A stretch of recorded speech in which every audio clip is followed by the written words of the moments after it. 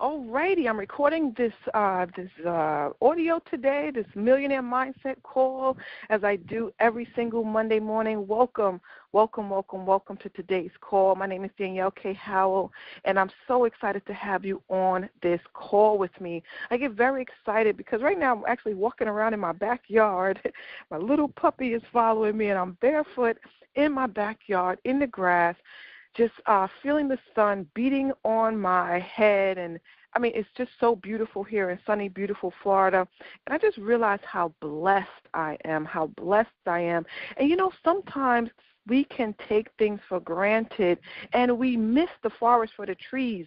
We miss the blessings for the past, right? And so in this call today, I am here to remind you to count your blessings.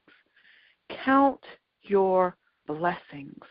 Let me tell you something. Let me just give you a little bit of backstory. Some of you know my story already, but just in 2014, I was looking for a way out. I was looking for a way to be able to work from home so that I could be home with my kids. I always envisioned myself living in a beautiful home, which I now have, living in a beautiful state, which I now am in, and having a beautiful car, and just having the life, you know, my puppy, and having the life that I desire with my children, healthy and happy, and living the life that they deserve. Because in 2014 and before that, I was in a toxic relationship for 20 years. 20 years. And even though, you know, some of you may be in a toxic relationship right now as you listen to this, and that relationship, even though it was toxic, right, we were meant for each other. Do you understand what I mean? We attracted each other. We attracted each other at a time in my life where I was going through pain, right? I was in a pain state, which I was in a pain state for most of my life, because I had two parents who were alcoholics. And, well, my mother wasn't really an alcoholic. She used to drink. But my father was an alcoholic, and he was on drugs. He never kept a steady job, not that I can remember. We were on public assistance, right? We lived with my grandmother, and they were very abusive, verbally abusive and physically abusive. Now, I know, you may be on this club like, no, I believe in beating my kids. So do I. I'm gonna be honest with you right now. I believe in discipline. There's also a difference between discipline and disrespect and abuse, right? You can discipline your child without disrespecting them and abusing them, making them feel like less than, right? Because ultimately, let me tell you something, your children are here to teach you a lesson, right? They're here to teach you a lesson. But, yes, you're also here to keep them, from harmful things in the world, because you have more experience in the worldly sense, right? But spiritually, your children are here to teach you a lesson. They came here because you're so far gone. Does that make sense? So, as I was growing up, look at my doggie is all in this dirt, a pitch that she literally dug out.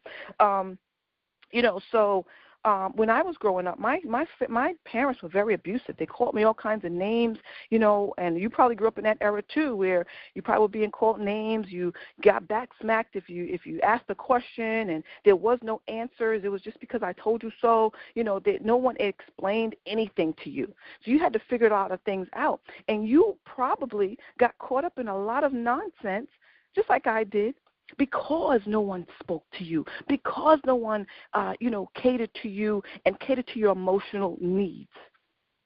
And I believe when you are not catered to as a young girl, it could be as a young boy as well, right? We all need emotional love and support and reassurance.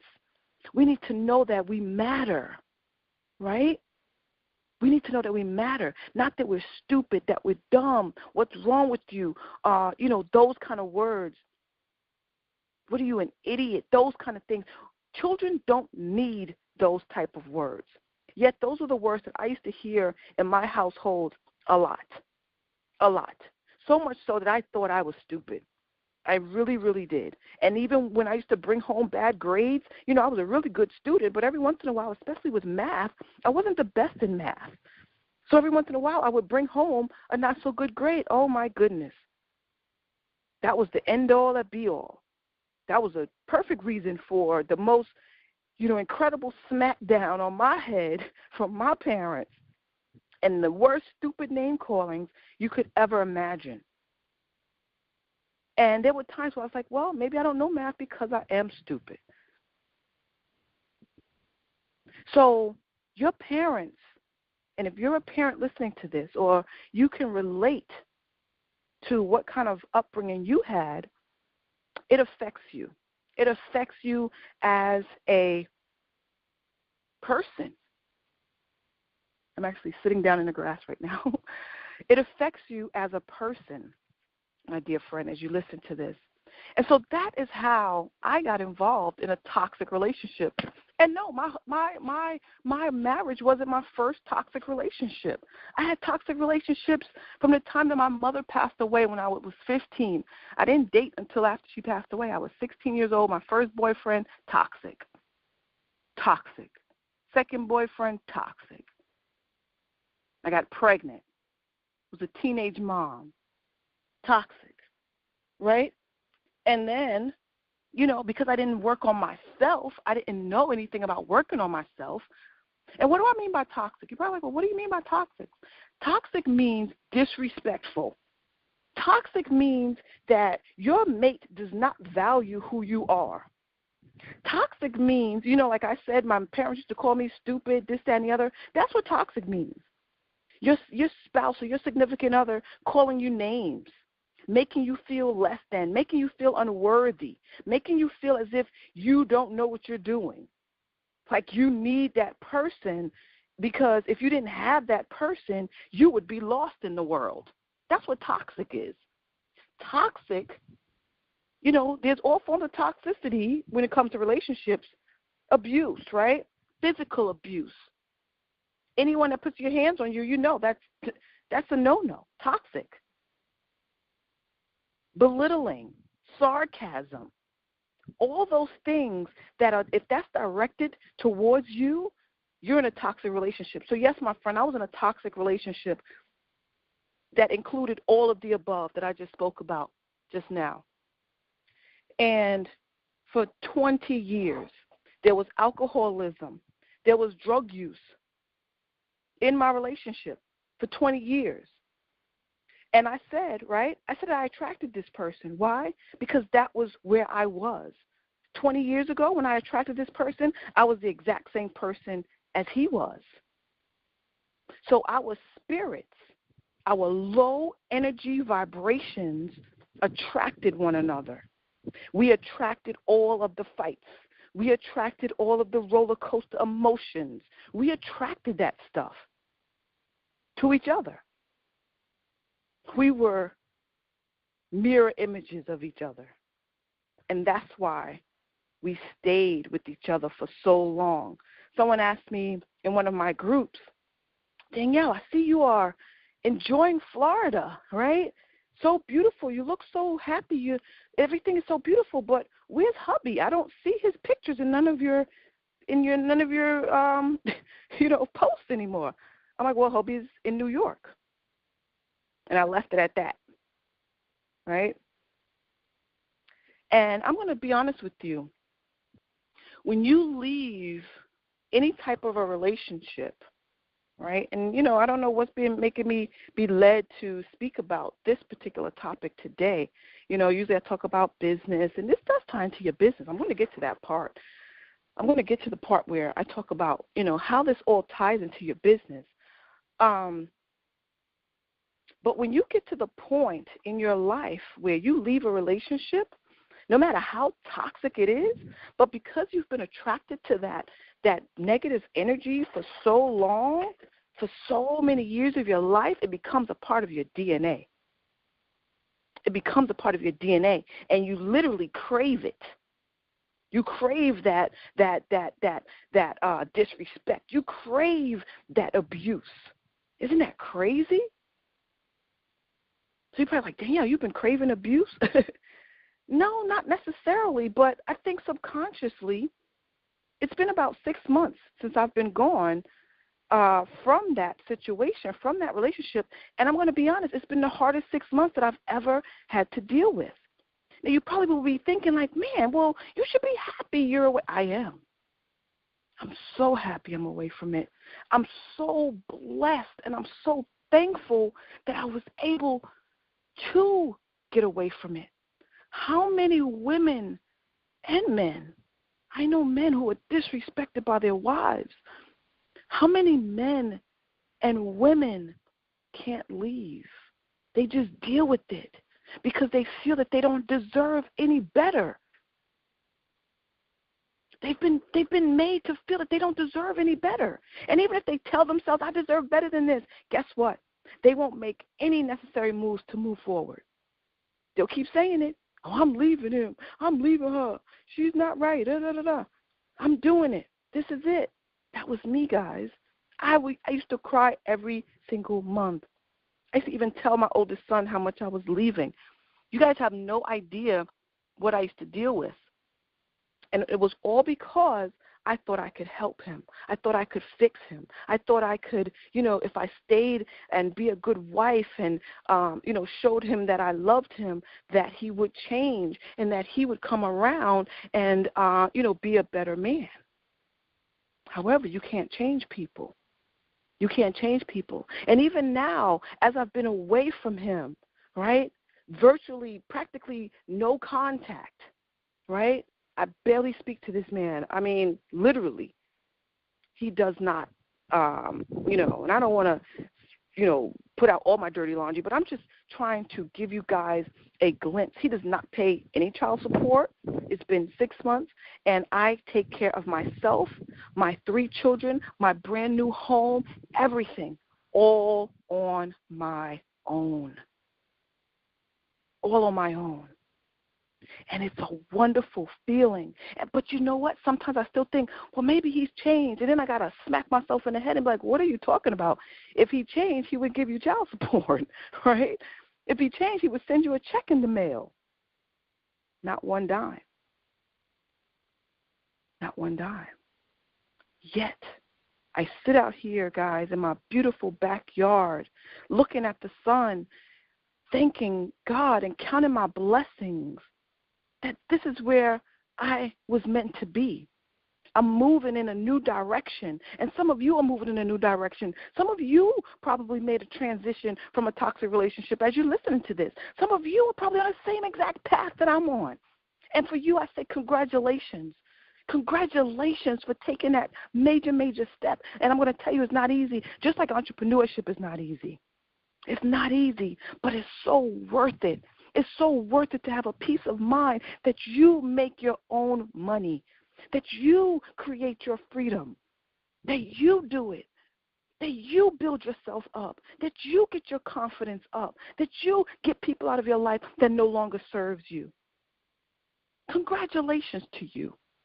Congratulations to you, my friend, my dear sister, my dear brother who's listening to this call. It's not easy. All of us are going through our own personal journey. This life is a journey, and you have to take each part of it as a lesson to get you to the next step in your evolution of transformation.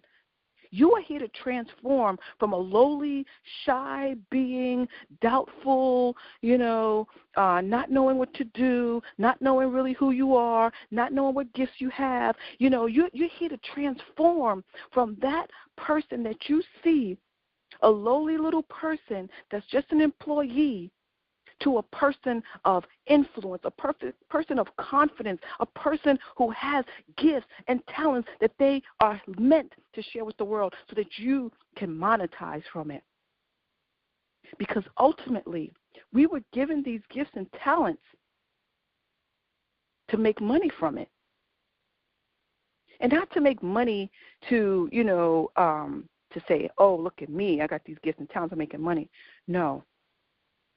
Your money, the money that you make, is a representation of how much of your gifts and talents you are sharing with the world. Yes, you should live in a nice, big, fancy house.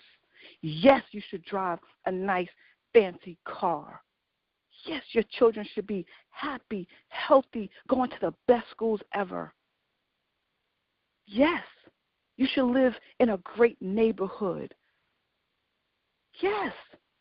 Why? Because you deserve it. And I don't care who's told you that you don't deserve it, even if you told yourself that. But the only reason you would tell yourself that is because it came from someone in the past that you loved, that you admired, that you trusted, and they knocked your dreams down. They told you that you weren't worthy, you weren't worth enough. Don't listen to that. Don't listen to that. You are worthy of more than you think. Even me at my level of success, when you look at my life, even when I look at my life, I just look around. Even my daughter came and said, Mommy, they went to the park yesterday. One of my daughters, my son and my two daughters, they went to the park, and they came home, and my youngest daughter, she's just turned 12. She said, Mommy, I'm so glad that we live here. Like, it literally, God, I'm getting choked up on the call. Whew.